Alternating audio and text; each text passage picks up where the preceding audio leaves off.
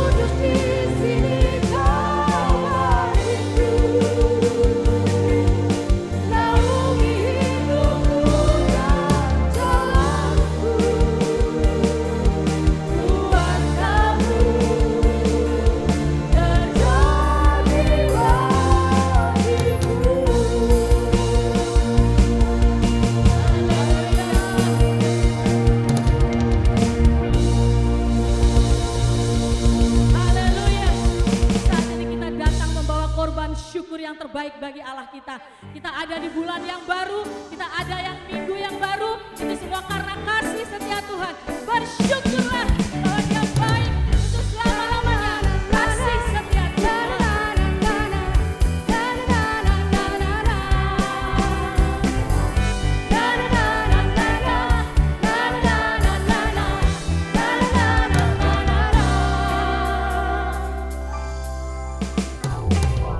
Haleluya, ku memuji-Mu Tuhan, karena kasih-Mu tak berkesudahan. Dia yang bernapas memuji Sang Raja, di atas gunung dan di dalam samudra. Tanganku ku angkat padamu, bersyukuri rahmat yang Kau beri. Kakiku berlompat bagimu, selama-lamanya baru setiap pagi. Bersyukurlah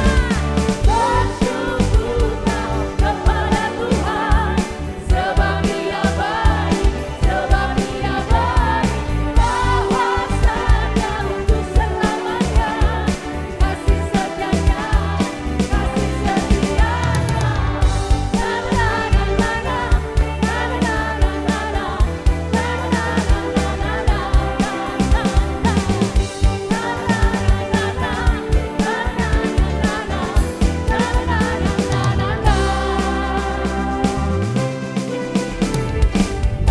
Haleluya, ku memuji-Mu Tuhan, karena kasih-Mu tak berkesudahan. Dia yang bernapas memuji Sang Raja, di atas gunung dan di dalam samudra. Tanganku ku angkat padamu, bersyukuri rahmat yang Kau beri. Kakiku berlompat bagimu, selama-lamanya baru setiap pagi. Bersyukurlah kepada Tuhan, sebab Dia baik, sebab Dia baik. Bahwasanya untuk selamanya, kasih setianya, kasih setia. Bersyukurlah kepada Tuhan, sebab Dia baik, sebab Dia baik. Bahwasanya untuk selamanya, kasih setianya, kasih setianya.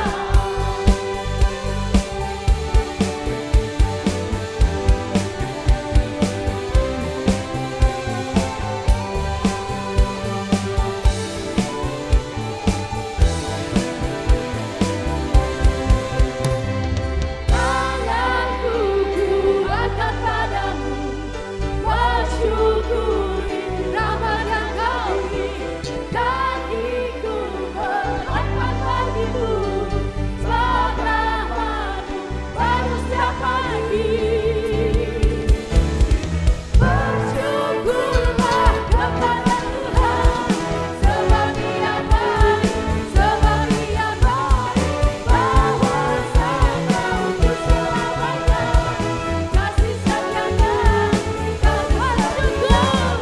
Bersyukurlah kepada Tuhan, sebab Dia baik, sebab Dia baik. Bahwasanya untuk selamanya, kasih setianya, kasih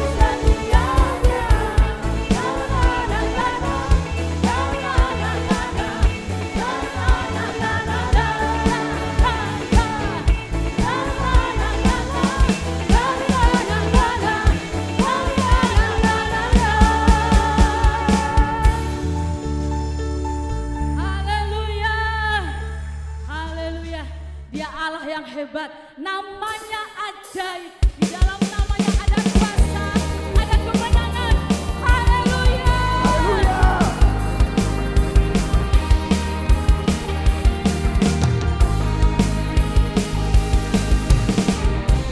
Firman terangi jalan, perisai bagi setiap waktu. Rindu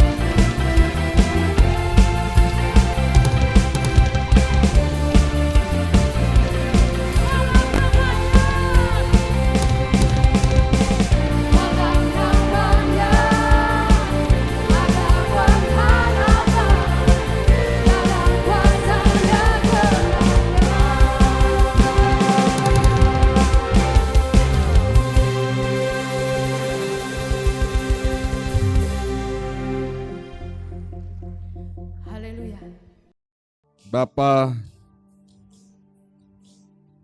kembali kami datang menghadap hadirat-Mu. Kiranya setiap persembahan yang masing-masing anak-Mu sampaikan pagi hari ini melalui pujian merupakan seruan dari hati kami dan keseriusan kami di dalam menyembah Tuhan. Sebab Engkaulah yang menjadi perisai dalam hidup kami. Terima kasih kami boleh memasuki bulan yang baru dan kami juga bersyukur angka positif COVID di Indonesia boleh mengalami penurunan terus dan kami percaya kasih-Mu tercurah kepada Indonesia dan Pulau Bali. Sebentar kami akan mendengarkan firman Tuhan. Kami siapkan hati kami sebagai tanah hati yang baik. Jika ada kuasa kegelapan masih ingin mengganggu, kami serukan bersama, katakan dengan iman. Dalam nama Tuhan Yesus, kami usirkan pergi dari hati kami, dari ruangan ini. Dan biarlah roh Tuhan yang menguasai sepenuhnya. Terima kasih Bapa, segala puji syukur kami naikkan. Dalam nama Tuhan Yesus, semua orang masih Tuhan mengakhiri dengan amin. Shalom saudara yang kekasih, jika saudara dalam keadaan tubuh yang sehat, katakan bersama saya, haleluya. Yang semangat dong, angkat tangan saudara yang kanan, haleluya. Ya, puji nama Tuhan. Sekaligus saya menyambut buat saudara-saudari, Bapak Ibu yang baru pertama kali bergabung bersama kami dalam ibadah Gereja Kristus Jawaban, baik melalui saluran YouTube atau melalui channel televisi First Media. Bila saudara melalui saluran YouTube, saudara bisa mengetik GKJ Family, tolong saudara subscribe, saudara pilih videos. Nah, di sana ada semua ibadah online kami. Jika saudara melalui saluran televisi First Media, saudara bisa melihat tayangannya setiap hari Minggu, Prime Day, melalui channel 390 HD, channel Shine, dimulai pukul 7 WIB dan pukul 12 WIB. Tuhan Yesus memberkati. Saya yakin kalau saudara datang dalam keadaan tubuh yang sehat, pulang juga pasti sehat. Yang yakin katakan amin. Kalau saudara yakin datang sehat, pulang sakit loh ya. Yang yakin datang sehat, pulang pasti sehat, katakan haleluya. Puji nama Tuhan. Silakan ditampilkan sebelum saya memulai, kita akan mendengarkan bukan kesaksian tapi wejangan dari Bapak yang fotonya dari tadi sudah ditampilkan. Saudara dengarkan baik-baik, dan ini bukan disuntik anti tetanus saudara ya, tapi vaksin. Selamat pagi saudara-saudara sekalian. Puji Tuhan, Tuhan baik, amin. Kalau dalam keadaan sehat, Tuhan baik. Kalau dalam keadaan yang tidak baik, Tuhan tetap baik, amin. Saudara-saudara, memang sangat mudah untuk mengatakan Tuhan baik. Tetapi kalau kita mengalami masalah dalam kehidupan kita, adakah masih kita katakan Tuhan baik? Itu sangat sulit saudara-saudara. Bagi kami sudah pernah mengalami hal ini. Dua bulan yang lalu tiba-tiba istri saya mengalami terinfeksi COVID. Saudara-saudara, tetapi kami tetap mengatakan Tuhan baik. Ada banyak kemudahan, walaupun dia harus diizinkan mengalami hal ini. Dia harus diisolasi selama 2 minggu di hotel. Saya malah bergurau sama dia. 1 tahun ini kita tidak pernah libur. Tuhan itu baik saudara-saudara. Tuhan mengizinkan kamu mengalami sakit ini, tapi Tuhan memberi kamu kesempatan untuk libur 2 minggu tanpa membayar lagi di hotel bintang 5 lagi saudara-saudara. Saudara-saudara, Tuhan tetap baik, kami tetap bersyukur saudara-saudara. Saat ini dia sudah boleh berada bersama dengan kita, dia sudah sembuh dan semua sudah berjalan dengan baik. Saudara-saudara, saya ingin menyaksikan sedikit betapa baiknya Tuhan. Saudara, pada waktu istri saya sakit, dia harus bawa dari puskesmas ke hotel. Sebelum itu saudara-saudara, setiap orang di sana, saya sudah melihat ada kurang lebih sekitar 14 orang yang harus berkendaraan, satu kendaraan untuk diantarkan ke hotel. Nah, pada waktu kumpul setiap orang itu membawa kendaraan pribadi, dan banyak orang yang meminta supaya Keluarganya itu diantar sendiri untuk sampai ke hotel. Tetapi petugas itu mengatakan tidak. Semua harus mengikuti satu bis. Nah, saya melihat saudara-saudara, di sana ada banyak orang yang batuk, pilek, tetapi sebagian itu normal-normal saja, saudara-saudara. Saya bayangkan kalau istri saya sama mama mertua saya itu ikut dalam bis itu, kemungkinan besar akan lebih parah. Jadi terakhir saya mengatakan sama petugas itu, Pak, bolehkah saya antar istri dan mama saya dengan mobil saya pribadi? Dia katakan silakan, ikut saja. Nah, saudara-saudara, kalau saya melihat ini, saya merenungkan ini, memang hal yang sepele, tetapi walaupun sepele, Tuhan menyertai kita. Tuhan memberi kemudahan kepada kita. Saudara tahu sebelum dari itu, seharusnya istri saya ini sudah masuk di hotel karantina yang di Kuta, yang sudah dipakai oleh berpuluh-puluh orang yang kena COVID. Tetapi pada saat istri saya sakit, itu hotel penuh, saudara-saudara. Sehingga pada waktu itu, pemerintah harus membuka hotel baru, Hotel Radisson. Jadi pada saat istri saya harus menempati hotel itu adalah pasien pertama yang menempati hotel yang masih bersih, saudara-saudara. Satu kemudahan lagi kami dapatkan. Selama dia di sana, saudara-saudara, tidak ada masalah sama sekali. Dia hanya tidur makan, bangun tidur makan lagi. Sehingga saya bilang benar-benar libur, saudara-saudara. Tuhan baik. Saudara-saudara, 10 hari yang lalu saya mendapat kesempatan untuk vaksin. Kita tidak perlu meragukan, saudara-saudara, karena lambat atau cepat pasti semua akan mengalami penyakit ini. Saudara-saudara, jangan mendengar apa kata orang, katanya berapa lama vaksin itu akan bekerja, 4 bulan, ada yang bilang 6 bulan. Tapi daripada kalau saudara-saudara kena, langsung pass over, habis kesempatan. Jadi lebih baik saudara-saudara ambil kesempatan ini, khusus bagi lansia. Saat ini pemerintah masih memberi gratis vaksin ini, saudara-saudara. Ada wacana untuk vaksin mandiri. Nah, untuk vaksin mandiri itu harus berbayar sendiri, saudara-saudara. Jadi semasa masih ada kemudahan ini, pakailah kemudahan ini, saudara-saudara. Karena ini sangat berguna.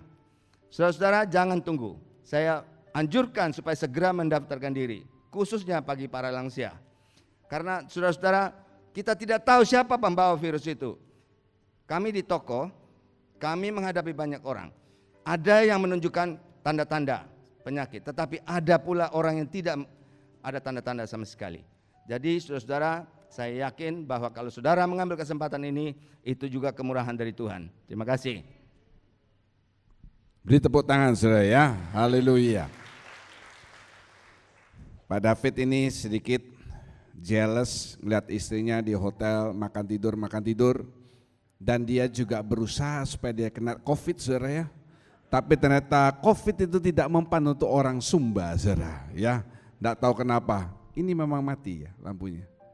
COVID itu tidak mempan untuk orang Sumba. Jadi ya, tapi bukan berarti orang Sumba di sini tidak divaksin, karena Pak David ini keturunan Raja Sumba, jadi tidak kena COVID, saudara. Haleluya, puji nama Tuhan.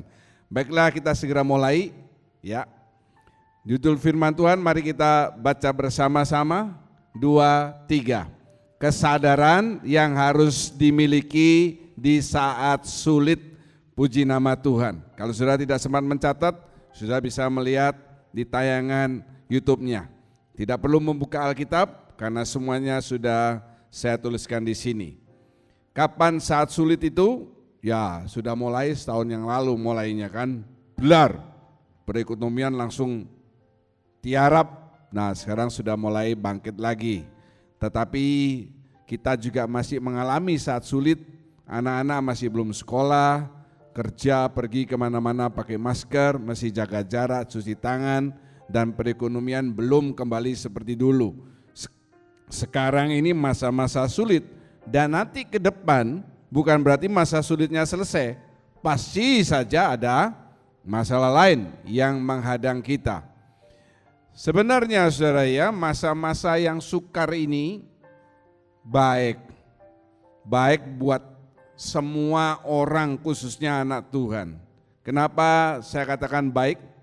Kalau tidak ada masalah seperti dulu ya, saudara kerja biasa, aktivitas biasa, nabung uang, jalan-jalan ke sana ke sini bebas-bebas. Dan seringkali Tuhan itu di nomor sekiankan, bukan nomor 2. Kalau nomor 2 itu dekat sama nomor 1. Di nomor sekiankan, masih ada pekerjaan nomor 1, keluarga nomor 2, ya ini itu 3, 4, Tuhan mungkin nomor sekian. Masalah itu membuat kita lalu berpaling kembali kepada sesuatu yang sangat penting dalam hidup kita, yaitu siapa? Tuhan Yesus Kristus. Dan memang Bapa di surga itu selalu ingin supaya saudara senantiasa menjaga hubungan saudara dengan Bapa di surga, dan bahkan harus lebih erat dan lebih erat lagi. Sebelum tadi ibadah dimulai, saya ada berbicara dengan seorang bapak ya. Dan dalam omong-omong itu saya mengatakan, kalau misalnya roh yang ada dalam kita itu lebih besar dari roh yang ada di dalam dunia, maka roh-roh jahat yang lain itu akan minggir. Pertanyaannya, masalahnya adalah, betul enggak roh Tuhan itu ada di dalam diri kita? Sebab dia mengatakan, dalam pekerjaannya dia merasa bahwa ada roh-roh yang lain yang tidak baik yang mengganggu, ingin menjatuhkan dia. Dan memang itu ada, bukan karangan. Saudara mesti tahu bahwa peperangan rohani itu tiap saat saudara hadapi. Dan dia mengatakan, saya jujur ya Pak ya, kadang itu tembus ke saya. Lalu saya bilang, kalau ada roh Tuhan di dalam dirimu, yang lain tuh pasti minggir. Dengan sendirinya roh jahat itu tidak berani mencoba. Karena apa? Ada roh Tuhan dalam diri saudara. Amin. Tapi kalau roh Tuhan tidak ada, ya tembus. Makanya Bapa di surga itu selalu ingin supaya saudara sebagai anaknya punya hubungan yang bukan saja erat, tetapi makin lama makin erat. Kita melihat contoh dari Alkitab, Bapak Abraham. Dia adalah pribadi yang suka mendirikan mezbah. Dari satu tempat ke tempat yang lain, ke tempat yang lain, kita tahu Bapak Abraham ini mengalami perjalanan yang jauh sejak dia keluar dari tanah Ur Kasdim. Dia mendirikan mezbah, sampai satu tempat mendirikan mezbah, tempat lain mendirikan mezbah. Ini sesuatu hal yang baik. Kenapa? Karena mezbah itu hubungan dia ingin bersekutu dengan Bapa di surga. Dan di atas mezbah dia selalu mempersembahkan korban. Saudara masih ingat khotbah saya mendirikan batu. Ya, batu disusun menjadi mezbah, kalau di atasnya tidak dikasih korban, itu tetap akan menjadi batu. Tetapi kalau dikasih korban, maka hadirat Tuhan akan hadir. Jangan lupa itu ya. Kemudian yang kedua, namanya Bapak Ayub. Dia punya anak 10 dan anaknya tuh suka mengadakan pesta. Setiap pagi sesudah malamnya anaknya mengadakan pesta, dia lalu mengumpulkan keluarganya. Ayo kumpul. Untuk apa dikumpulkan? Bukan untuk dibagi uang. Bukan untuk dikasih wejangan, tapi mereka diajak berdoa bersama dan keluarga ini mempersembahkan korban. Ayub mengatakan, ditulis dalam firman Tuhan, siapa tahu waktu dalam pesta kemarin malam itu ada anakku yang berbuat dosa, misalnya minum terlalu banyak, mabuk dan lain sebagainya. Nah saudara, di saat sekarang ini dua hal ini kita contoh. Firman Tuhan ini juga seperti cermin buat kehidupan kita. Mezbah keluarga ini adalah sarana buat keluarga itu memperkuat hubungannya. Mezbah keluarga ini tidak perlu saudara lakukan setiap malam, nanti saudara akan bosan sendiri.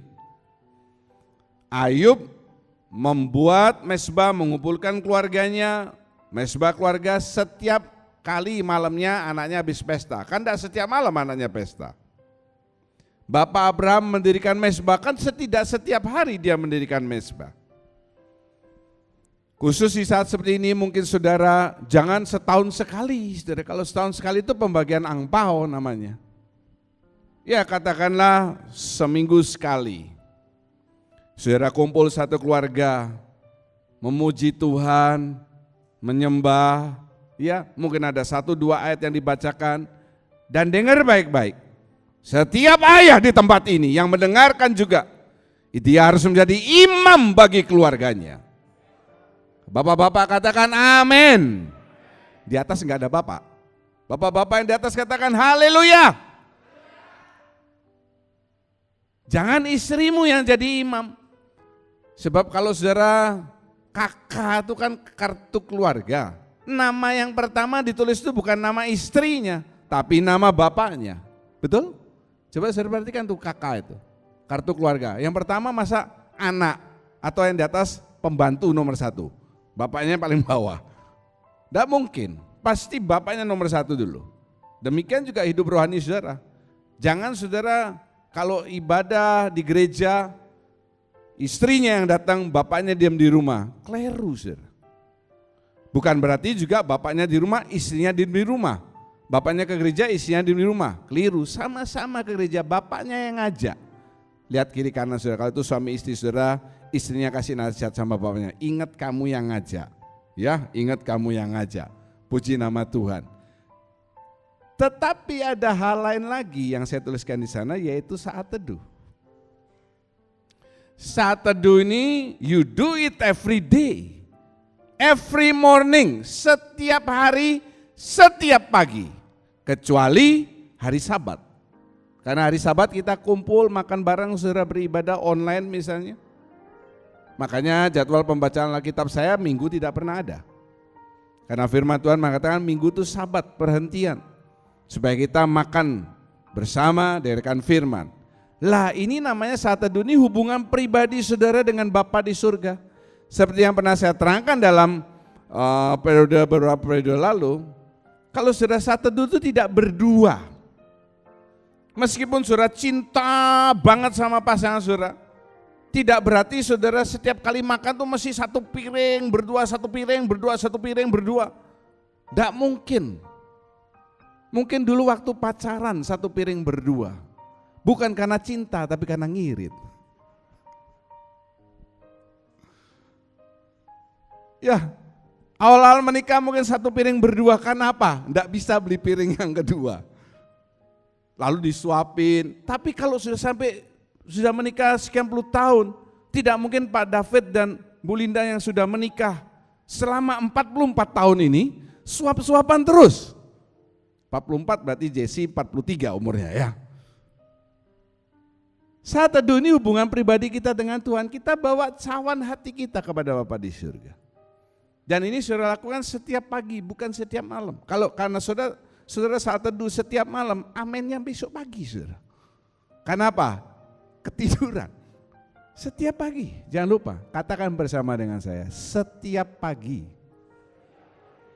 Yang sini tidak ada suaranya, yang dua deret ini katakan setiap pagi, 2, 3. Nah, baru saya yakin karena saya takut ya. Karena memang di daerah sini itu seringkali ada kuasa-kuasa gelap yang mengganggu saudara. Ini hubungan pribadi saudara dengan Tuhan. Jangan berdua, kita baca berdua, ganti-gantian, terus berdoa bersama. Itu mesbah keluarga, ajak anak-anak saudara.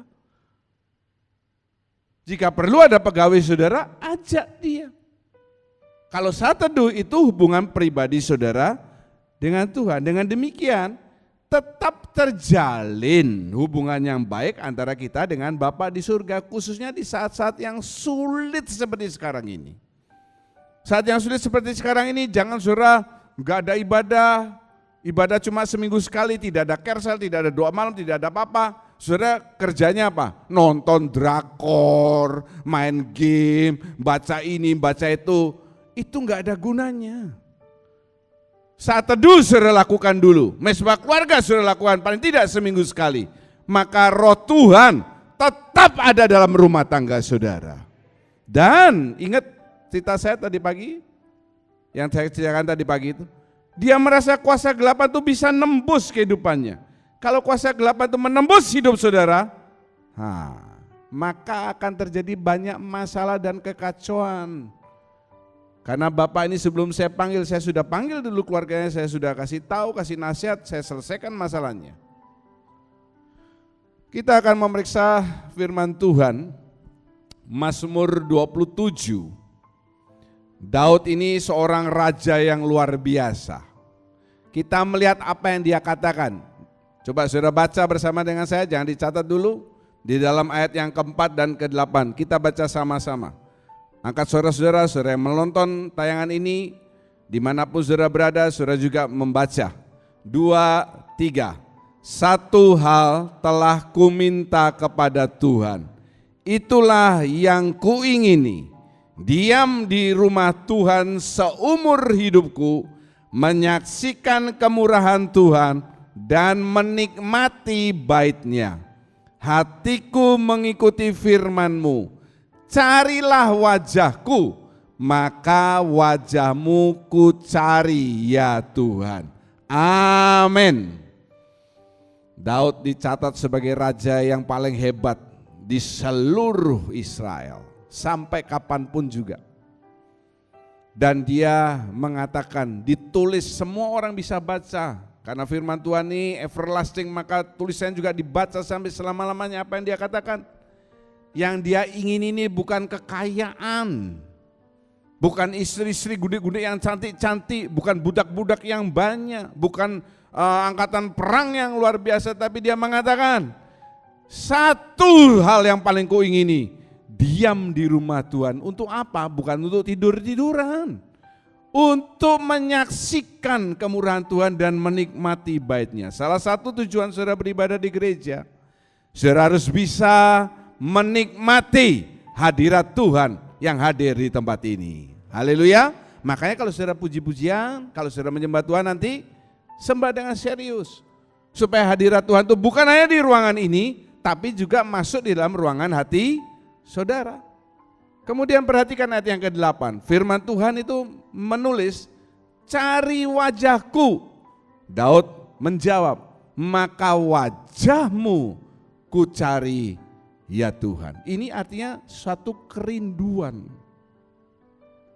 Orang tua biasanya kalau bangun tidur, ya dia lihat anaknya, wajah anaknya, mau tidur lihat wajah anaknya. Kalau lihat wajah pasangannya mungkin sudah bosan, ya. Kalau lihat wajahnya, wah selalu ada timbul sayang. Betul Bati kalau mau tidur, ya. Kalau Yule biarin, ya, kasih topeng, ya. Kalau anaknya dilihat, itu selalu terjalin hubungan, rasa sayang. Saudara juga dengan Tuhan demikian. Tuhan juga dengan saudara juga demikian. Jadi kalau saudara ada dalam masalah apapun juga, Tuhan tuh mengingat wajah saudara. Kasih-Nya tercurah dalam hidup saudara. Bukannya itu yang kita perlukan. Amin? Iya. Kalau saudara dalam masalah, saudara berseru kepada Tuhan, tidak ada jawaban dari Tuhan. Ya kenapa? Karena saudara jarang mencari wajah Tuhan. Sesuai dengan judul firman Tuhan, maka di masa sulit ini harus ada 3 kesadaran yang kita miliki. Di masa yang sulit kita harus punya 3 hal, 3 kesadaran. Kesadaran itu namanya tidak leng-lengan yang harus kita miliki di saat sulit. Yang pertama adalah, mari kita baca bersama. 2, 3. Sadar bahwa Tuhan menunjukkan kuasa-Nya saat saya dalam kesulitan, ya. Sadar, yang pertama saudara harus sadar bahwa Tuhan itu menunjukkan kuasa-Nya saat saudara dalam kesulitan. Mari kita mendengarkan pembacaan dari Mazmur 27 ayat 1 sampai 3. Dari Daud, Tuhan adalah terangku dan keselamatanku. Kepada siapakah aku harus takut?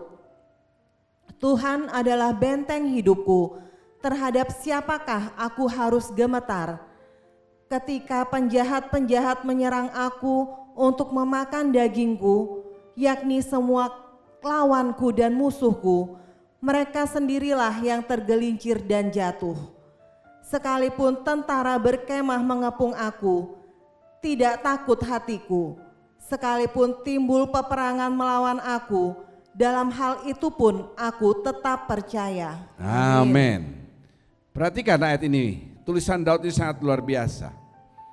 Yang pertama dia mengatakan Tuhan adalah terangku. Ayo kita ucapkan dengan yakin, Tuhan adalah terangku. 2, 3. Terang ini sangat penting.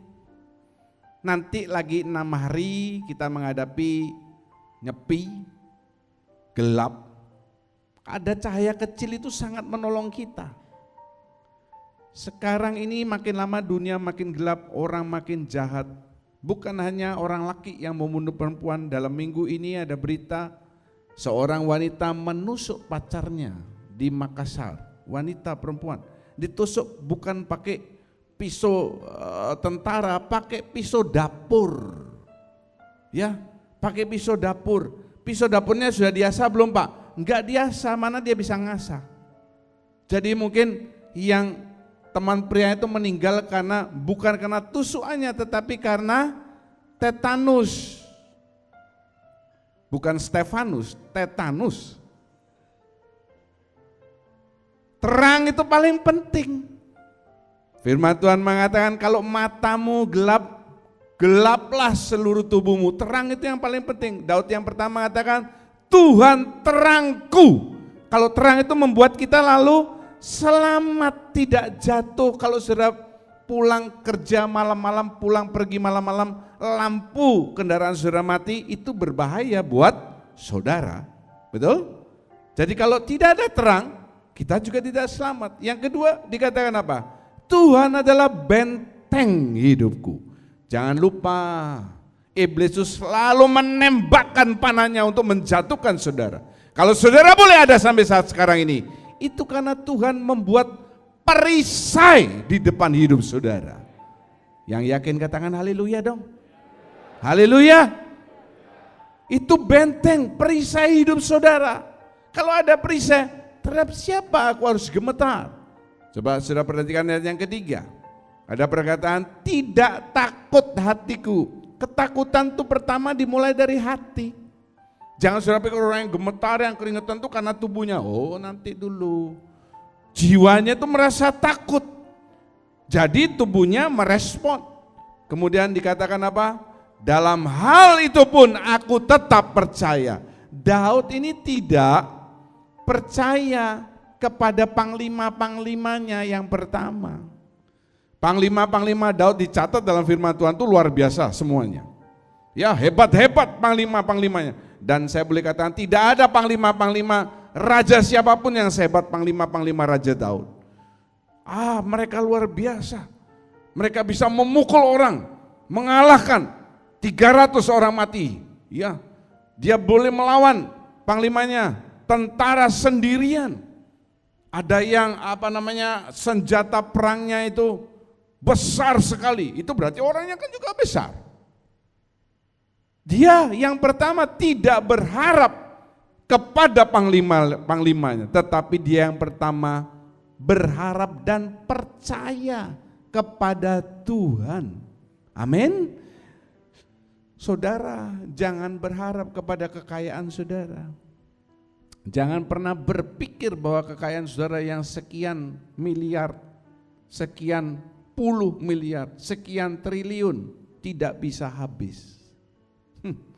Saya melihat tayangan di televisi dalam minggu ini, yang korupsi Asabri itu triliunan, disita dari rumahnya 30 sekian lukisan dari emas, karena dia bingung uangnya mau dibuat kemana.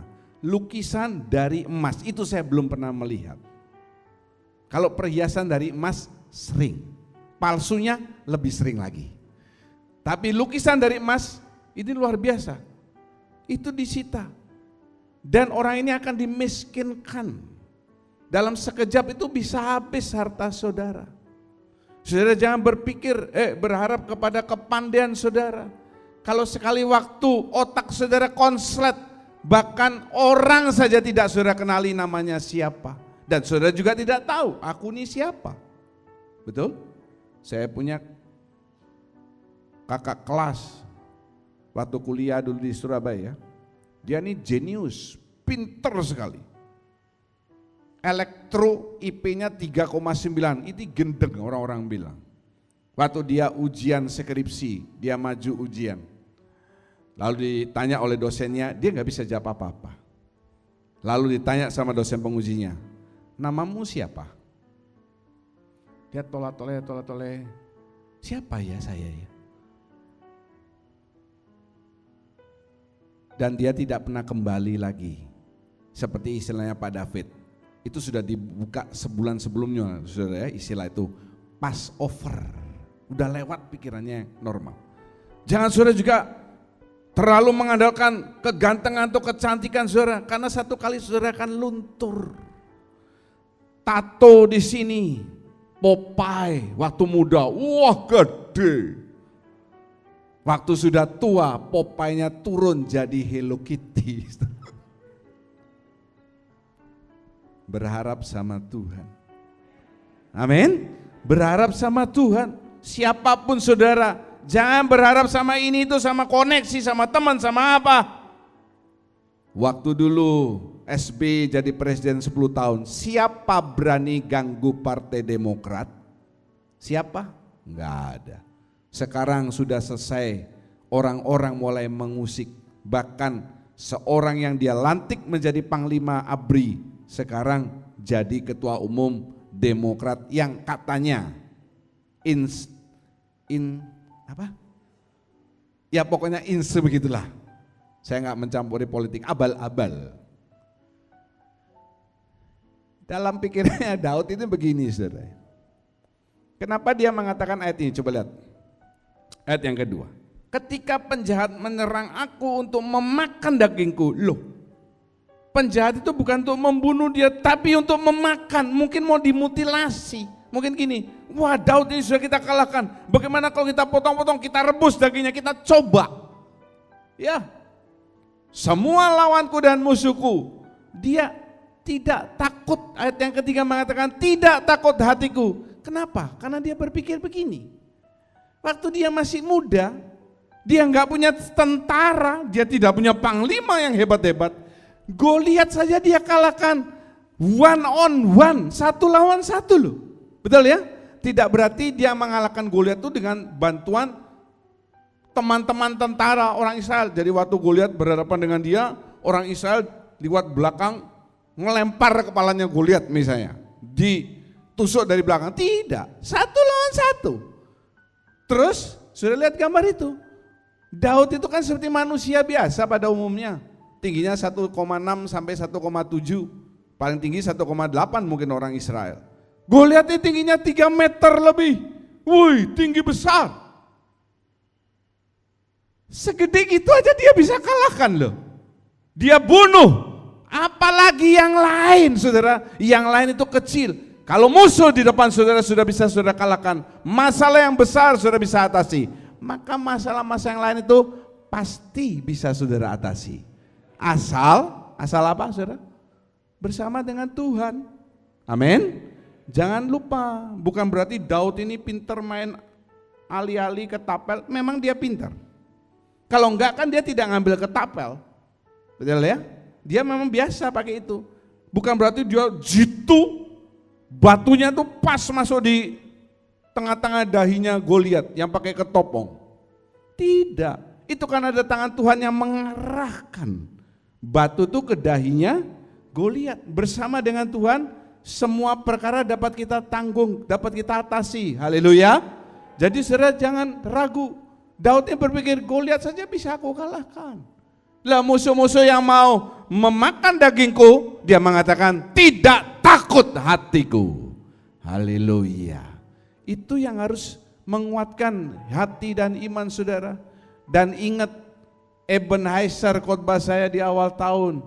Kalau sampai bulan Maret 2021, 1 tahun sudah COVID melanda Indonesia khususnya Pulau Bali. Kalau Tuhan sudah menolong saudara sampai hari ini, maka ke depan Tuhan pasti menolong saudara. Yang yakin serukan haleluya.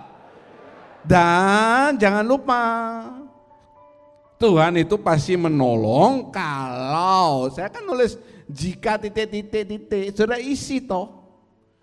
Jika apa? Sesuai konteks khotbah ini, jika saudara tetap punya hubungan yang baik dengan Tuhan. Kalau hubungan saudara tidak baik, gimana mau dapatkan pertolongan Tuhan? Kalau sampai hari ini saudara masih boleh hidup, meskipun saudara bingung sesaat di awal COVID, pontang-panting diberhentikan dari pekerjaan, bahkan sekarang masih digaji 50%, ada yang di PHK. Kalau saudara pergi ke Seminyak, pergi ke Kute, jangan di hari Sabtu dan hari Minggu, saudara bisa lihat sepinya jalan. Pak John masih jalan-jalan enggak? Loh, saya jalan-jalan supaya enggak stres. Nanti kalau saya stres, kata seperti Pak David, setahun dia enggak ada istirahat katanya. Kalau saya setahun stres, saya bisa khotbah ngawur nanti saudara. Ya saya jalan-jalan, tapi saya tidak pernah mau pergi hari Sabtu dan Minggu karena parkirannya penuh, orangnya banyak. Tapi kalau ke sana hari Selasa, hari Rabu kosong. Restoran-restoran tutup, hotel tutup, cuma dipakai tempat untuk isolasi COVID. Tapi sekarang sudah tidak boleh lagi. Sekarang saudara kalau kena COVID tidak diisolasi di hotel loh. Jangan saudara sengaja nyari COVID supaya diisolasi di Radisson. Oh kok enak. Tidak ada sudah. Fasilitas di hotel itu enggak ada. Kalau enggak ditaruh di rumah sakit, isolasi mandiri di rumah. Kalau isolasi mandiri di rumah, kemungkinan besar satu rumah akan kena semua. Tapi kalau sampai saat ini sudah dalam keadaan tubuh yang sehat, meskipun ada beberapa di antara kita yang bulan-bulan lalu kena COVID, tidak ada satu anggota gereja Kristus Hadapan yang pass away, yang meninggal karena sakit COVID. Haleluya. Jadi saudara yakini, kalau saudara datang dalam keadaan tubuh yang sehat, pulang juga masih tetap sehat. Jangan saudara berpikiran, aku kena COVID di gereja. Saya pastikan yang kena COVID di gereja ini tidak ada satupun yang kena di gereja. Dia bahkan seminggu sebelumnya tidak datang gereja malahan. Nah justru kena COVID. Jadi saudara jangan khawatir. Dan tapi tetap bukan hanya berdoa, karena ada orait labore, orait labora. Labor, kerja, usaha, saudara proaktif, datangi puskesmas terdekat saudara, miliki KTP, saudara bisa daftar untuk divaksin secara gratis, mumpung masih gratis dan masih asli. Ya, perhatikan itu, puji nama Tuhan. Ini ada gambar, pasti sudah tahu toh gambar apa ini? Cuma ada satu yang tidak ada di Indonesia, saljunya. Ini pohon apa saudara, bisa dijawab? Pohon apa ini? Bukan pohon jati, pohon apa? Cemara, pinus. Ini foto di luar negeri supaya lebih pas ceritanya. Kalau saudara pergi ke luar negeri pada saat Natal, Desember, November, ya, awal Januari, maka kalau saudara melihat pohon-pohon itu, khususnya pohon cemara, sepertinya mati karena ditutupi salju, dan salju ini sudah pasti 0 derajat toh. Kalau di atas 0 derajat kan saljunya mencair. Ini bahkan minusnya bisa sampai minus 40, minus 50. Kalau saya lihat pohon pinus ini kena salju, seolah-olah dia mati, beku. Saya terima kasih saat pandemi COVID ini, ya ada anggota kita, Pak David dan Bu Putu Widi ini senang mancing dia. Dan dia pertama pasti ingat sama gembalanya, Tuhan Yesus memberkati. Dikasih ikan yang macam-macam. Lalu kami bekukan, katos. Seolah-olah dia sudah katos, tapi sebetulnya pohon cemara ini tidak mati. Seolah-olah kelihatannya salju ini yang menutupi rumah tangga saudara, menutupi perekonomian saudara, seolah-olah membuat saudara mati. Tapi sebenarnya di dalam itu apakah pohon cemaranya mati? Jawab saudara, apakah mati? Tidak. Tetap dia hidup, dia kuat. saudara juga tetap kuat meskipun seolah-olah masalah, pandemi, perekonomian apapun membuat saudara sepertinya mati. Tetapi kalau ada roh Tuhan dalam diri saudara, saudara itu tidak mati tetapi sebenarnya hidup. Haleluya, haleluya. Itu saudara hidup seolah-olah mati. Iblis yang mendatangkan salju-salju itu dalam hidup saudara. Apakah seterusnya salju itu akan ada terus? Tidak. Begitu saljunya mencair, iya. Dia kembali hidup seperti sedia kala. Masalah yang mendatangi saudara itu tidak terus-terusan masalah. Ada saatnya di balik masalah itu ada cahaya di ujung terowongan. Jadi saudara jangan khawatir. Yang kedua, mari kita baca bersama. 2, 3. Sadar bahwa Tuhan mengasihi saya. Kesadaran kedua yang harus kita miliki saat menghadapi saat yang sulit, yaitu sadar bahwa Tuhan mengasihi saya. Dalam ayat yang ke-10 dari Mazmur 27. Sekalipun ayahku dan ibuku meninggalkan aku, namun Tuhan menyambut aku. Amin. Sekalipun orang tua, ini yang paling dekat ya, meninggalkan aku, Tuhan menyambut aku. Gini saudara ceritanya. Satu kali Samuel ini diutus Tuhan untuk ke Bethlehem. Ke rumah seorang yang namanya, siapa nama bapaknya Daud saudara? Isai. Masih ingat firman Tuhan. Dia ke rumah Isai dan Tuhan bilang, kamu ke sana. Nanti aku akan tunjukkan raja yang akan gantikan Saul. Ini nabi besar, Samuel ini nabi besar saudara. Dari kecil dia sudah dipilih oleh Tuhan, kan sudah dipanggil Samuel 3 kali gitu loh. Waktu dia di rumahnya Imam Eli. Samuel datang ke rumah Isai, terus dia bilang sama Isai, keluarkan anak-anakmu, salah satunya akan dipilih menjadi raja. Keluar yang pertama. Nih, saudara lihat gambar ini. Kalau bisa baca. Eliab. Ya. Eliab keluar. Wih, tinggi. Besar. Perutnya kempes karena dia tentara. Bukan usahawan, bukan pengusaha. Ini gede, tinggi. Suaranya mantap. Jarang ada tentara yang suaranya, gimana kabarnya? Baik gitu ya. Dalam hatinya Samuel, ini dia. Ini yang dipilih Tuhan. Tuhan bilang, no. Lewat anak yang kedua, lewat yang ketiga, terus lewat. Habis. Tetap jawabannya dari Tuhan, no. Samuel bingung. Tuhan tidak mungkin salah kirim dia ke rumah Isai. Tuhan jelas bilang Isai, bukan Ishak. Apalagi Ishak Lauren, enggak mungkin. Terus dia tanya, Samuel tanya sama Isai, habis stokmu? Terus Samuel bilang, Isai bilang, ada satu. Anakku yang paling kecil, tapi dia masih culun. Samuel bilang, panggil dia, aku tidak akan makan dengan kamu. Kalau aku belum menyelesaikan tugas dari Allah, karena Allah tidak mungkin salah. Panggil, suruh orang panggil Daud. Daud masih datang dari padang, dari gembalaan dombanya. Mukanya culun, kemerah-merahan, firman Tuhan mengatakan, masih mungkin gimana gitu ya.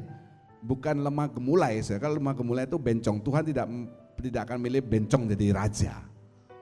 Ya, lalu begitu Daud muncul, Tuhan bicara sama Samuel, itu orangnya. Manusia mungkin melihat penampilan, Tuhan melihat sampai dalam hati saudara. Ya, seolah-olah penampilannya, wis rohani, pelayan Tuhan. Wah, dia menjadi misalnya penatua, majelis, khotbah dan sebagainya. Orang menganggap dia, memuliakan, meninggikan dia. Tetapi Tuhan tuh melihat sampai hati. Jadi saudara jangan minder kalau ke gereja. Saya ini cuma lulusan SD. Saya ini buta huruf. Sekarang mungkin tidak ada yang buta huruf. Saya ini orang yang tidak punya. Apakah mungkin saya dikasihi Tuhan? Tuhan itu melihat sampai hati saudara. Jadi ingat hati saudara itu yang paling penting. Antara orang tua Isai dan Daud ini relasinya kelihatannya kurang baik. Saya tidak mengatakan Isai dan istrinya Nyonya Isai ini orang tua yang tidak baik. Ada dua kemungkinan saja menurut saya ya. Yang pertama anaknya banyak. Di gereja ini ada seorang ibu dulu, sekarang sudah pass away, yang punya anak banyak. Bahkan dia lupa kalau Eca itu anaknya. Dikiranya Eca itu adalah adiknya. Dia lupa kalau Yule ini anaknya, dia kira Yule ini adalah supirnya. Siapa itu saudara, masih ingat saudara? Oma Lehat. Anaknya, dia bahkan lupa anaknya berapa. Sekali waktu dia bilang anaknya 16. Sekali waktu anaknya 14. Yang benar saya mau tanya sama Yule, berapa sih saudaramu Yule? Tidak tahu juga dia. Dia juga tidak tahu, bingung. Konfirmasi sama Eca, berapa saudaramu? Lain lagi jawabannya. Sama Ibu Non, berapa saudaranya Ibu Non?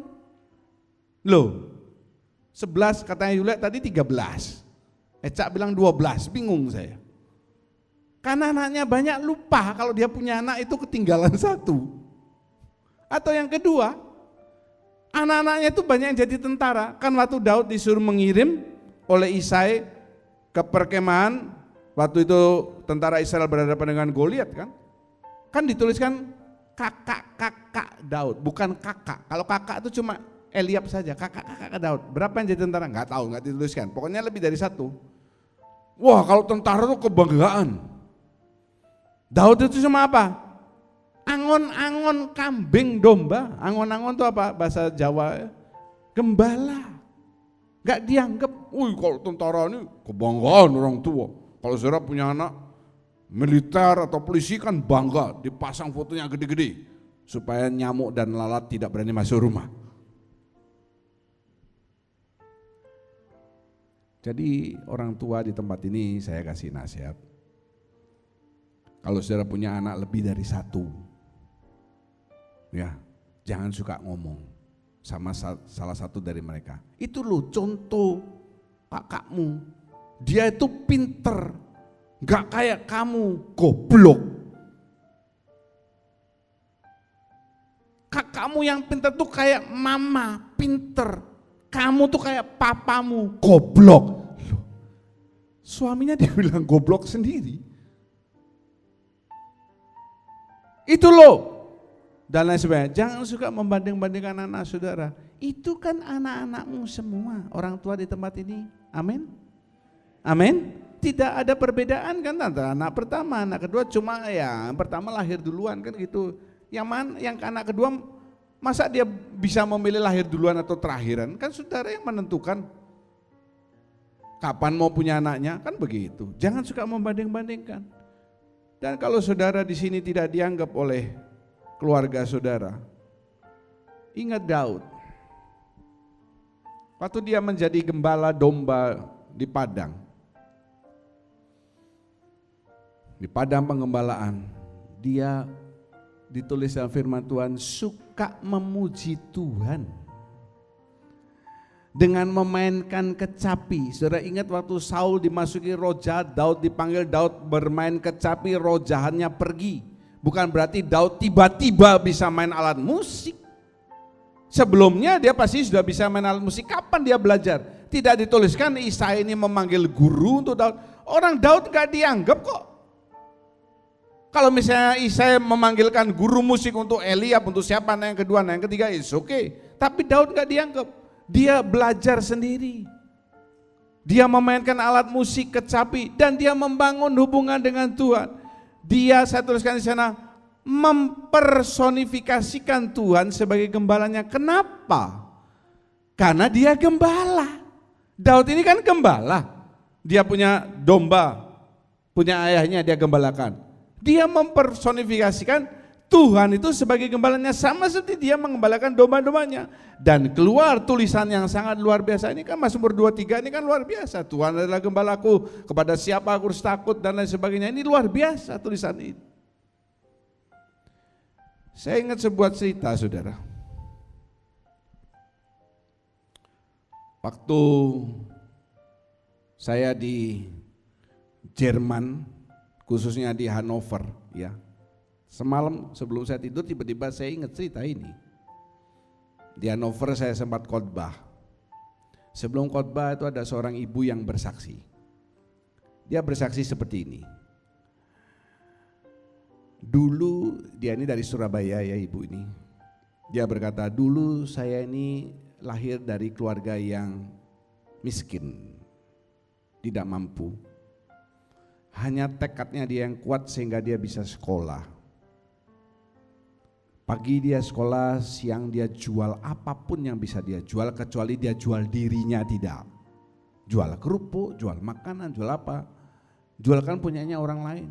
Jadi orang lain bikin makanan dia jualin, dia dapat keuntungan sedikit, itu untuk membiayai sekolahnya. Dan dia bersaksi, dia sekolah itu sepatunya itu selalu minta makan.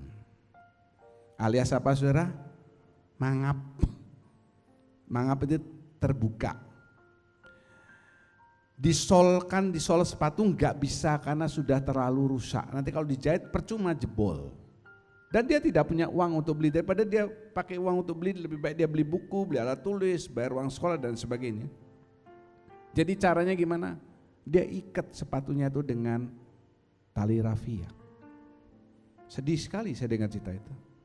Ayahnya ini suka judi, suka mabuk, enggak bingung keluarga. Mamanya ini cuma kerja sama orang pembantu. Dia ikat sepatunya itu dengan tali rafia. Dan kalau jam istirahat, dia tidak pernah bisa pergi ke kantin dengan teman-temannya, karena dia tidak punya uang. Dan dia sering diejek sama teman-temannya, suka dibully.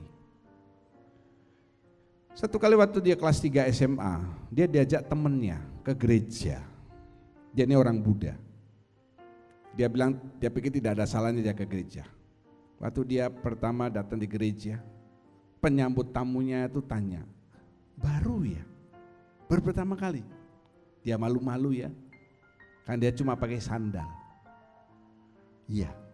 Wih, penyambut tamunya itu demikian luar biasa, disalami. Terus ditanya, kamu umur berapa? Oh ini teman saya yang bawa, masih kelas 3 SMA. Penyambut tamunya itu masuk, carikan teman yang seumuran dengan dia. Jadi misalnya kalau yang datangnya anak kelas 3 SMA tidak dikasih Bu Rosdiana untuk nemeni, kan digajari nanti orang dia guru. Dia carikan yang umurnya sama, Evelyn misalnya.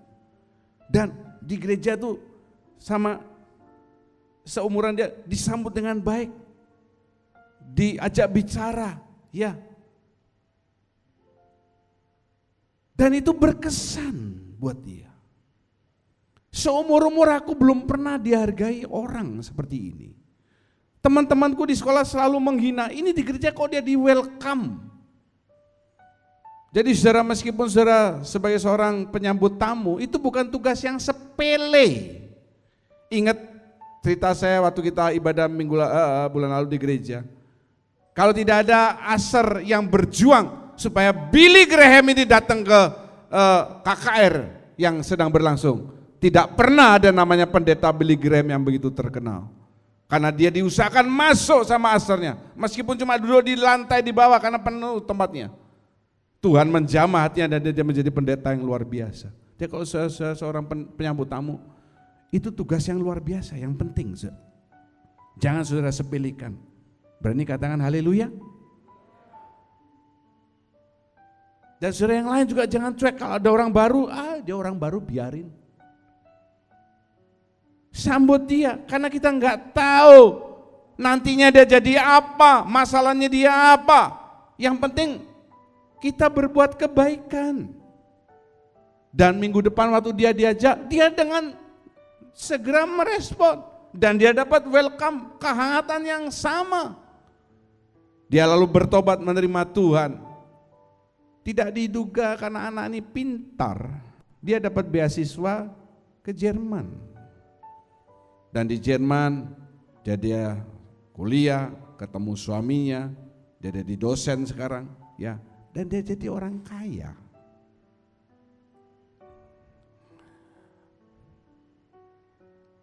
Alih-alihnya Daud sampai ke sana, das begitu. Dan dia mengatakan, meskipun saya sibuk, saya juga sekarang bukan orang yang tidak punya apa-apa, tapi kalau hari Minggu saya pelayanan full di gereja. Kalau ada orang-orang yang punya kisah hidup seperti saya akan welcome dia dengan luar biasa.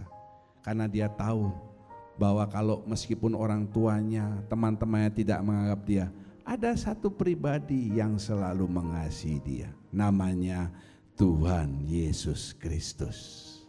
Haleluya. Jadi kalau saudara merasa minder, tidak perlu takut, tidak perlu minder. Saudara ini berharga di mata Tuhan. Ayo katakan bersama dengan saya berharga di mata Tuhan. Ya, ada satu pepatah, jangan bersedih jika kamu tidak dihargai, tetapi bersedihlah jika kamu tidak berharga lagi. Tuh, jangan bersedih kalau kamu tidak dihargai, tidak dianggap, tapi bersedihlah jika kamu tidak berharga lagi. Yang ketiga terakhir, mari kita baca bersama-sama. Kesadaran yang ketiga harus kita miliki, 2, 3. Sadar bahwa Tuhan punya rencana yang indah bagi saya. Ya, sadar bahwa Tuhan punya rencana yang indah. Mari kita dengarkan ayat 13 dan 14 dari Mazmur 27. Sesungguhnya aku percaya akan melihat kebaikan Tuhan di negeri orang-orang yang hidup. Nantikanlah Tuhan, kuatkanlah dan teguhkanlah hatimu. Ya, nantikanlah Tuhan. Amin. Ini kata-kata yang bagus. Di negeri orang-orang yang hidup. Saudara ini mungkin ada yang dari Sumba, dari Surabaya, dari Semarang, dari Jakarta, dari Medan, dari manapun juga. Kalau saudara pindah tempat, apakah saudara pindah ke kotanya yang semuanya orangnya mati? Hah? Nggak mungkin toh. Kalau pindah ke tempat yang semua orang mati itu kan namanya pindah ke kuburan. Saudara pindah ke negeri orang hidup, dia mengatakan demikian. Aku percaya, apa yang dia percayai? Akan melihat, katakan bersama-sama, 2, 3, kebaikan Tuhan. Amin. Aku percaya akan melihat kebaikan Tuhan. Pak Asaria yang sekarang lagi pulkam ke Bagan Siapi-Api, dia datang cuma bawa uang 60.000. Datang ke Denpasar, Denpasar ini kan orang hidup semua. Melihat kebaikan Tuhan, Tuhan memelihara sampai sekarang jauh meningkat daripada dulu. Nantikanlah Tuhan, ya, nantikanlah Tuhan. Saudara, dari tidak dianggap, Daud ini kan tidak dianggap. Dia bisa menjadi raja. Ini lompatan yang mustahil, tapi tidak ada yang mustahil bagi Tuhan. Dari raja, dari Daud yang tidak dianggap jadi raja, lalu apa? Muncul Mesias. Kalau saudara baca Matius 1 ayat 1. Dari Abraham, tengah-tengah Daud, lalu keluar namanya Yesus. Ya, Yusuf lalu Yesus. Keluar Mesias, keluar Yesus. Kenapa bisa seperti itu? Itu karena sejak Roh Allah menguasai Daud. Ayo kita baca bersama. Ayat 1 Samuel 16 ayat 13. Lihat ke depan, angkat saudara-saudara, 2, 3. Samuel mengambil tabung tanduk yang berisi minyak itu dan mengurapi Daud di tengah-tengah saudara-saudaranya.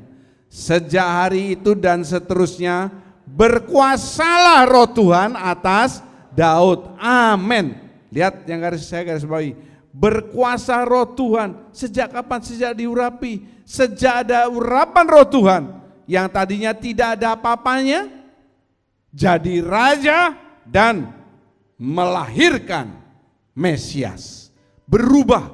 Kalau roh Allah ada dalam hidup saudara, itu akan membuat perubahan dalam hidup saudara.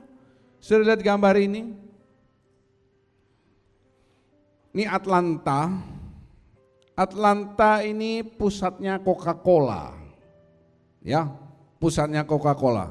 World of Coca-Cola, Atlanta. Saya sebetulnya kemarin itu sudah kasih gambar Santa Claus dan Coca-Cola, tapi waktu tadi di kopi di sana gambarnya hilang. Saya nggak tahu kenapa. Memang kuasa gelapan itu sering ingin mengganggu, ya. Jadi sebenarnya di sini itu gambar Santa Claus yang besar, cuma saya ganti sekarang. Ada ceritanya, saudara. Beberapa waktu yang lalu, berapa puluh tahun yang lalu, Coca-Cola ini penjualannya turun. Dan dia kalah oleh kompetitornya. Kompetitornya yang utama itu Pepsi. Kalah. Lalu mau tutup. Petinggi-petingginya kumpul, karyawan dikumpulkan, siapa yang punya ide silakan kasih ide, macam-macam ide. Akhirnya ada satu ide yang dipakai. Ayo kita kasih icon, maskot. Coca-Cola ini belum punya maskot. Apa maskotnya? Santa Claus. Aneh ya? Pilih Santa Claus, jadi gambar saya ini sebetulnya ada gambar Santa Claus. Dan Santa Claus ini megang Coca-Cola. Tulisannya cuma gini slogannya, drink Coca-Cola, ho ho ho. Ya, drink Coca-Cola, ho ho ho. Dan anehnya, sejak ikon itu dimunculkan, ikon Santa Claus dan megang Coca-Cola, penjualan Coca-Cola ini berbalik, meningkat, melesat, dan sekarang sudah tahu ya, merajai dunia. Pepsi kalah. Di mana-mana Coca-Cola, di mana-mana Coca-Cola. Santa Claus ini ikonnya. Tetapi sayangnya, fatalnya ya, ada banyak orang Kristen lalu tanya sama pendetanya, Pak, Santa Claus itu benar ada atau enggak ada, Pak? Untung saudara di Indonesia, kalau di luar negeri, ya saudara mungkin bingung, Santa Claus itu siapa sih? Sinterklas. Oh, kalau Sinterklas aku tahu, kalau Santa Claus itu aku enggak tahu. Sinterklas itu saudara kembarnya Santa Claus, saudara. Anak-anak kalau di luar negeri itu sangat mempercayai Santa Claus ini ada. Jadi kalau waktu mau Natal mereka gantungkan apa di pintu kamarnya mereka apa? Kaos kaki yang gede. Terus mereka kepingin hadiah misalnya mobil-mobilan, pesawat terbang atau apa. Nanti besoknya ada hadiahnya di kaos kakinya itu. Wow, thank you Santa Claus, thank you Santa Claus. Dan bahkan banyak orang yang bukan anak-anak lagi, orang-orang tua nulis surat kepada Santa Claus, minta tolong supaya dia dapat pekerjaan, minta tolong supaya dapat istri yang cantik, suami yang ganteng, minta tolong supaya naik jabatan, minta tolong supaya ini. Itu suratnya, saudara masih tahu ya kalau di luar negeri itu bisa berjuta-juta dikirim ke Santa Claus. Dan anak-anak ini meyakini Santa Claus itu ada, padahal yang naruh hadiah di kaos kaki itu siapa? Orang tuanya. Saudara jangan pernah percaya Santa Claus itu ada.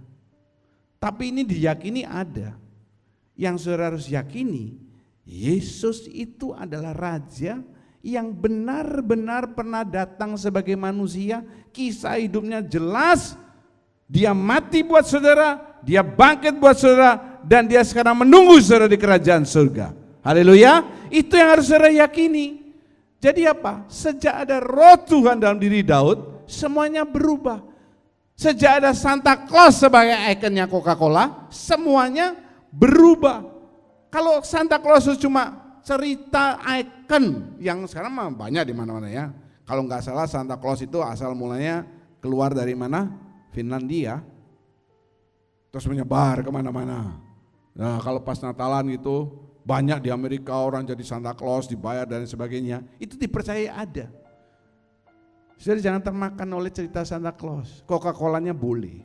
Saudara tetap percaya Yesus itu benar-benar ada, pernah datang sebagai manusia, pernah hidup seperti kita, merasakan penderitaan manusia, dan dia ada bersama dengan kita saat ini. Haleluya. Jadi saudara mesti pegang itu. Saudara, walau saat ini sudah dalam kesusahan, tetap berharap kepada Tuhan. Ayo kita katakan, Tuhan Yesus sungguh sangat luar biasa. 2, 3. Tuhan Yesus sungguh sangat luar biasa. Amin.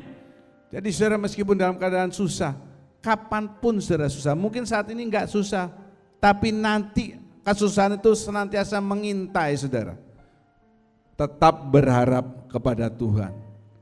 Satu penataan terakhir, sebagai orang percaya, dalam segala musim kehidupan, saudara harus tetap kuat karena ada roh Tuhan yang menopang. Ayo kita baca bersama-sama. 2, 3. Sebagai orang percaya, dalam segala musim kehidupan, saya harus tetap kuat karena ada yang yakin katakan amin. Coba saya minta tolong 2 baris ini saja membaca, kan tidak ada suaranya. 2, 3.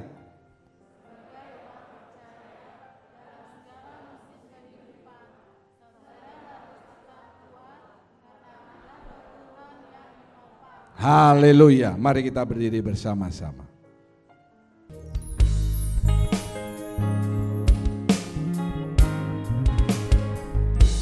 Atas semua kuasa dan semua raja, atas semesta segala ciptaannya. Ayo nyanyikan lagu ini. Atas semua hikmat,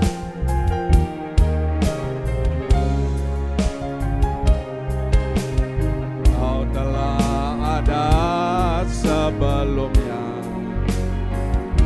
Atas kerajaan yang berkuasa, semua kejayaan di dalam dunia, atas semua harta kekayaan yang ada, Kau lebih dari segalanya.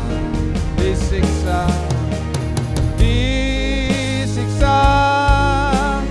dan disalibkan, telah mati, selamatkan hidupku. Betapa Kau mengasihiku, lebih dari segalanya. Yesus,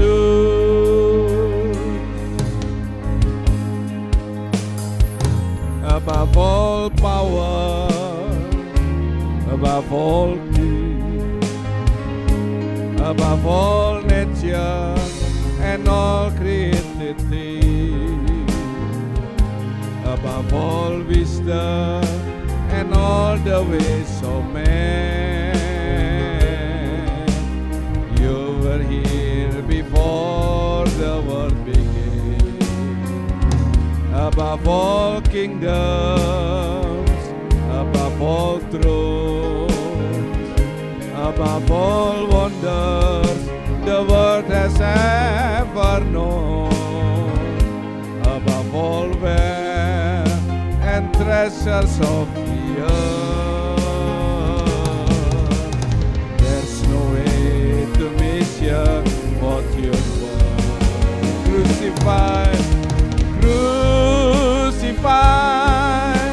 laid behind the stone, you live to die, rejected and alone, like a rose trampled on the ground.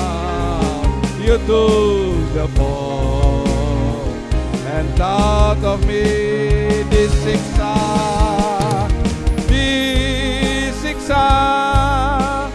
dan disalibkan, telah mati, selamatkan hidupku. Betapa Kau mengasihiku, lebih dari segalanya. Yesus, yang sudah dapat saya undang bangkit berdiri. Disiksa dan disalibkan, telah mati, selamatkan hidupku. Betapa Kau mengasihiku, lebih dari segalanya. Yesus, serukan disiksa, disiksa dan disalibkan, telah mati, selamatkan hidupku. Betapa Kau mengasihiku,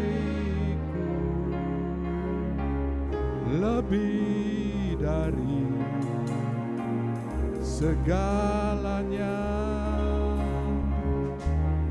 Yesus, betapa Kau mengasihiku, lebih dari segalanya. Yesus, semua menyembah Tuhan. Buka suara saudara, angkat rohmu, bersekutu dengan roh Tuhan yang ada di tempat ini. Ya ratala walala, yerekele detete ala walala, irekelelele,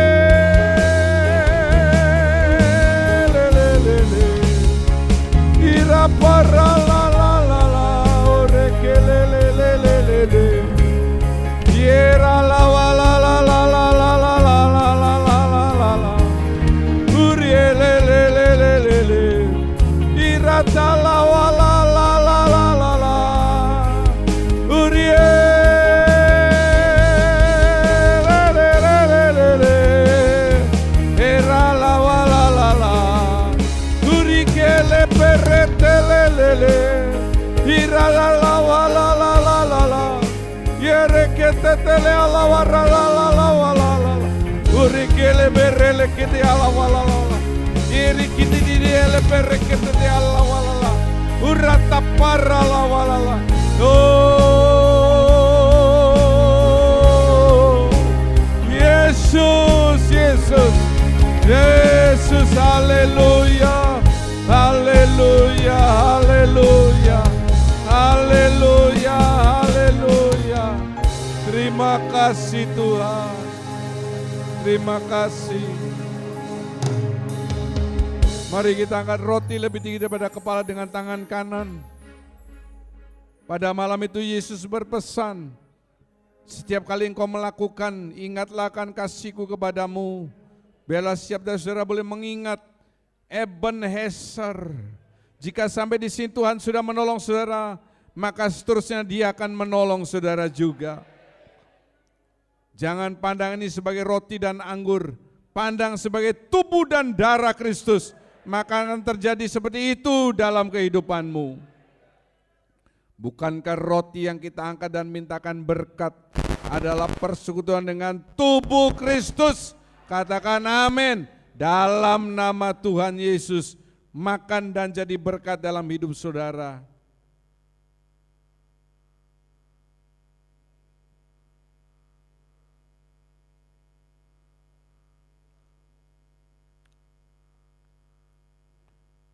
Angkat cawan dengan tangan kanan lebih tinggi daripada kepala. Setiap yang membutuhkan tetesan darah Tuhan, angkat lebih tinggi, arahkan kepada salib Kristus. Setiap tetesan darahnya itu sungguh sangat berkuasa menolong hidup saudara.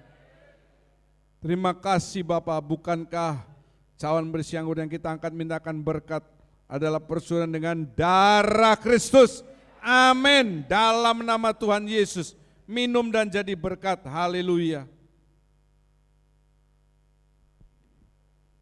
Mari angkat kedua tanganmu, ucapkan syukur untuk kasih Tuhan. Terima kasih Bapa untuk kasih-Mu, untuk perlindungan-Mu, untuk korban-Mu. Sungguh Engkau Allah yang dahsyat, Allah yang luar biasa, diagungkan, ditinggikan, dan dibesarkan. Terima kasih Bapa.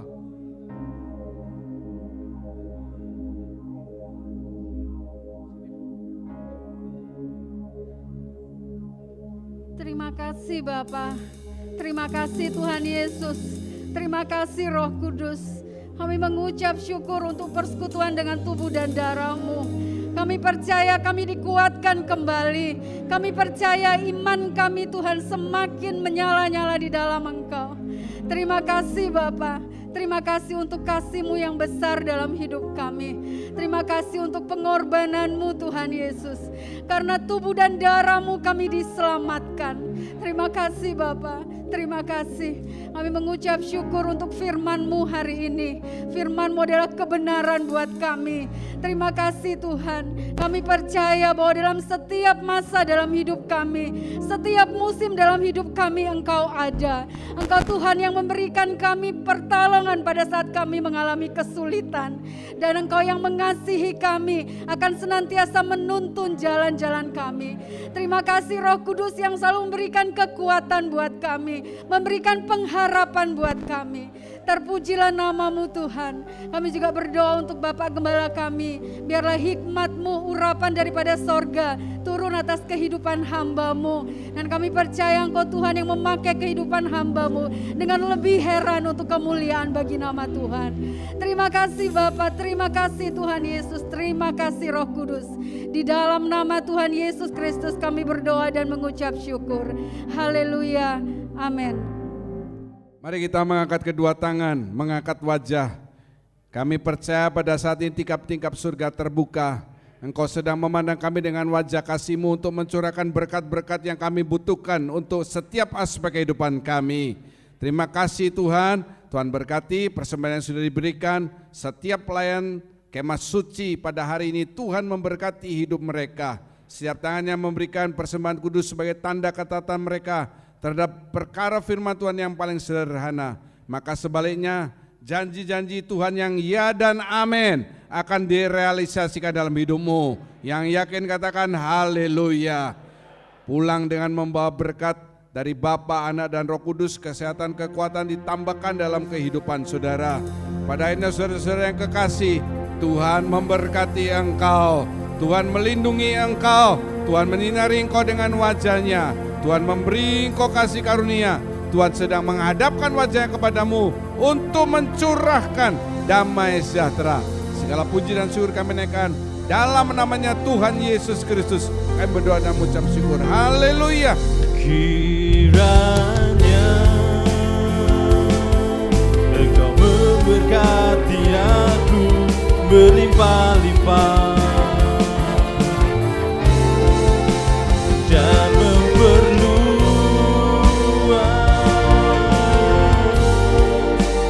daerahku,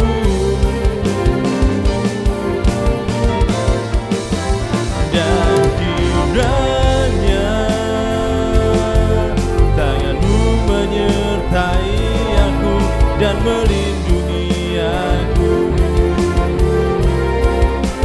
daripada malapetaka, sehingga kesakitan tidak menimpa aku.